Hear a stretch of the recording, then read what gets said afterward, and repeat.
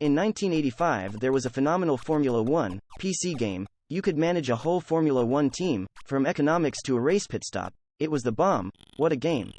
Of course it was that particular nostalgia, but in Formula One there were many famous racers, but there was one in particular born on March 21, 1960 in Sao Paulo, Brazil, and since he was a young man he began managing karts.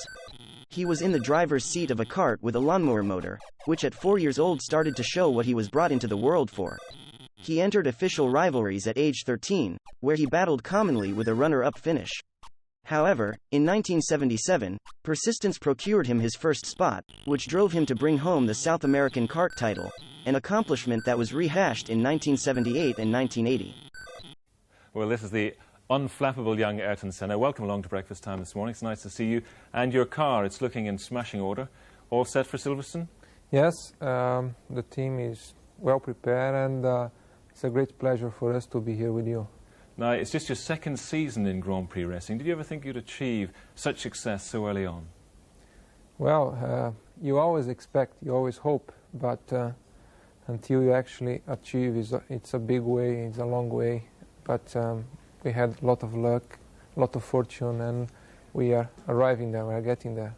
And this is again that you need a lot of fortune. Fortune's got to smile on you, hasn't it? It hasn't been too kind to you in a few of the earlier races. What, you ran out of petrol in San Marino, didn't you? Yes, straight after Portugal win, we were leading the race in San Marino, and we ran out of petrol 3 laps from the end. And since then, we've been always quite competitive, but for some small problems, we have not finished any race from there on. And you had a small problem in Detroit as well, didn't you? Yeah, I did a test crash for Lotus team with the car, as you can see there, and was a heavy impact. But fortunately the car was very strong. And was that a mechanical problem? Because if you see it in slow motion, you're not actually moving the wheels at all. It looks as if the steering is gone.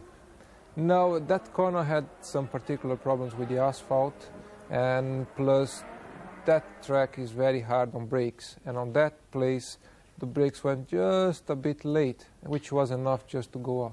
Now, there are a lot of tight corners at Silverstone, aren't there? You've raced there a lot, of course, haven't you, in Formula 3? Yes, I had quite good races over there in '83 with Formula 3, and since then I never raced again.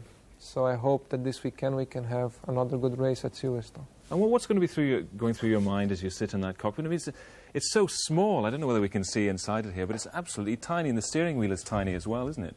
Yes, well, you have a lot of things inside here. You have temperatures from the turbo, from the water, from the oil, a rev counter, a boost counter, brake balance. You have a lot of things to think about through the race here. And you can fit in it easily enough. Let's see you sitting in it. Right. It's a bit tight, as you said, but we can try. I know that seat actually is tailor-made for you, isn't it? Yeah, we have the seat made exactly for us, because at the speed that you go, you have to be really more comfortable as possible.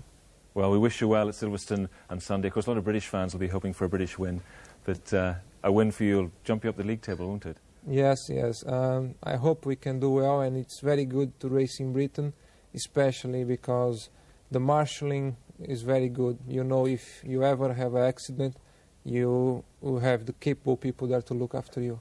Lovely, Ayrton. We wish you all the best. Thanks very much indeed for coming in. Of course, if Frank and Nick can't make it to Silverstone on Sunday, you can see it on Grandstand, Sunday Grandstand, that is, on BBC Two, Sunday afternoon. Truly, a legend at work.